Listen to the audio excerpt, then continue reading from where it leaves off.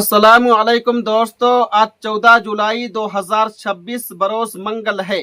दोस्तों, मुफ्ती तकी उस्मानी साहब का आज एक ऐसा फतवा सामने आया है जिसने दीनी, माशी और सोशल मीडिया हलकों में ज़बरदस्त बहस छेड़ दी है।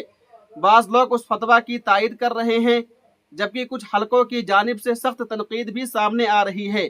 मामला ये है कि शेखुल इस्लाम मुफ्ती तकी उस्मानी साहब दामद बरकातुहुल आलिया ने क्रिप्टो करेंसी के बारे में अपना शरई मौक़िफ़ पेश करते हुए उसे मौजूदा सूरत में नाजायज़ करार दिया है।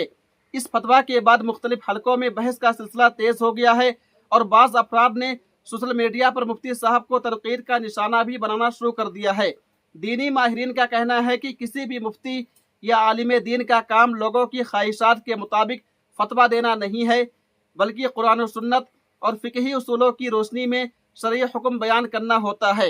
इसीलिए जब कोई मोतबर मुफ्ती किसी मसले पर तहकीक के बाद राय पेश करता है तो उसका मकसद सिर्फ अल्लाह ताला के दीन को वाज़ेह करना होता है, न कि किसी को खुश या नाराज़ करना। याद रहे कि क्रिप्टो करेंसी एक डिजिटल करेंसी है जिसका वजूद सिर्फ इलेक्ट्रॉनिक निज़ाम में होता है।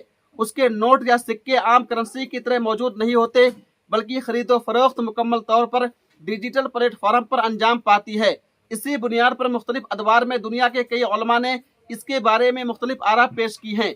मुफ्ती तकी उस्मानी साहब दामद बरकातुहुल आलिया ने अपनी फ़िक़ही तहकीक की रोशनी में मौजूदा क्रिप्टो करेंसी में खरीदो फरोख्त और तिजारत को नाजायज़ करार दिया है।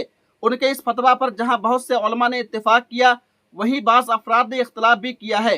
अहम बात यह है कि क्रिप्टो करेंसी का मसला और शेयर मार्केट का मसला एक नहीं है। दोनों के अहकाम, उसूल और तफसीलात अलग हैं। इसलिए क्रिप्टो करेंसी से मुताल्लिक फतवा को शेयर मार्केट पर मुंतबिक करना दुरुस्त नहीं। नाज़रीन किराम, इख्तलाफ राय अपनी जगह, लेकिन उलमाए किराम के बारे में ज़ुबान और लहजे का अदब बरकरार रखना हर मुसलमान की जिम्मेदारी है।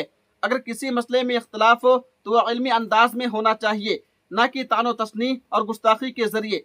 आप इस फतवे के बारे में क्या राय रखते हैं? अपनी राय मुहज़्ज़ब अंदाज में कमेंट के जरिए ज़रूर बयान करें। तब तक आप हमें इजाज़त दीजिए। अल्लाह हाफिज़। अपना ख्याल रखिएगा।